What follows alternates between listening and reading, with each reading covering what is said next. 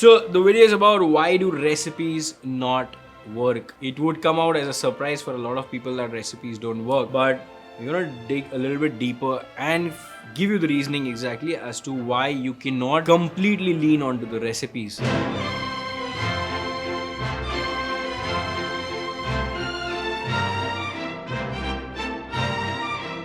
Okay, look, the point of recipes, I get it that it's a ballpark that you want to give at that, okay, this is the way you want to make, this is the way you got to do. When people start saying that this was the coffee recipe given by XYZ person and I just nailed it to the T and it tasted beautiful, I want to ask you a question. Is it a placebo or it genuinely worked? Because more often than not, I would say it could be a placebo, because certain such and such person has said that this is the recipe.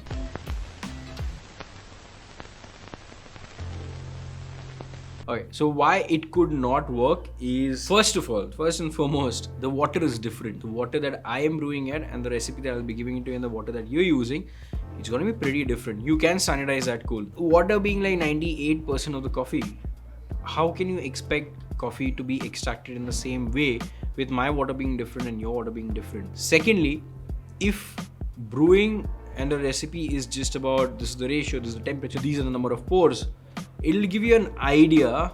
It won't give you an exact tasting note of what I do. So that is why I don't really genuinely believe in giving out recipes as much. Ballpark, sure, alright, just to ease down, because I know there are a lot of people who say that I don't want to waste my coffee trying out in different ways. But that is where you basically start cupping.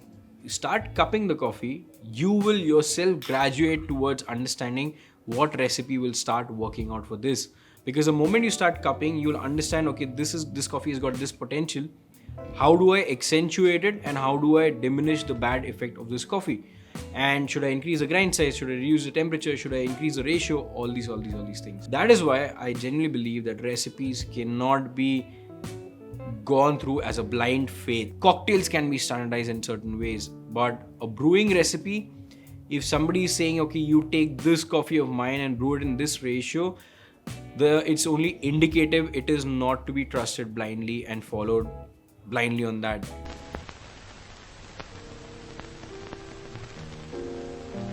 So AeroPress championships happen every year, and then these recipes are being put in the books together.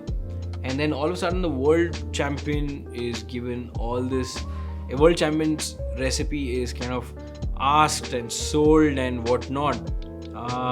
And then all of a sudden that coffee starts tasting fantastic. I mean, it just does not add up, to be very honest. It just does not add up. For me, it's almost like Michael Schumacher winning a Formula 1 and then you sitting in your car and saying, I learned from him and I'm driving it through.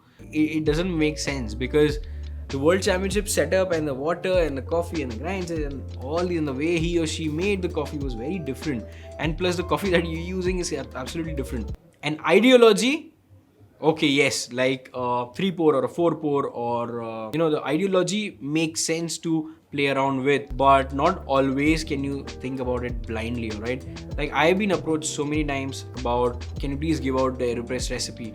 I have kept it all open, but it just does not make sense, because the coffee that I was using and the recipe that what I used was for the coffee, for that particular kind of coffee.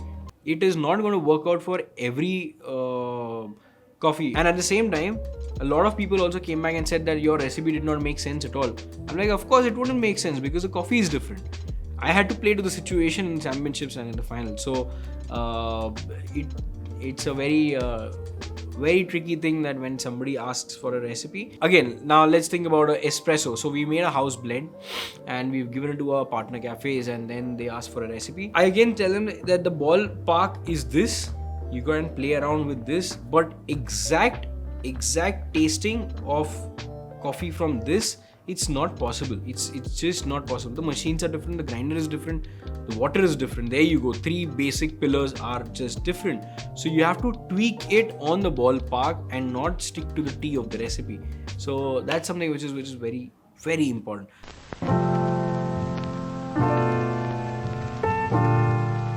So the point of this topic is not to diss anybody or not to demotivate or tell somebody that they're doing wrong, but it's just the approach that needs to be tweaked a little bit, is all I want to say.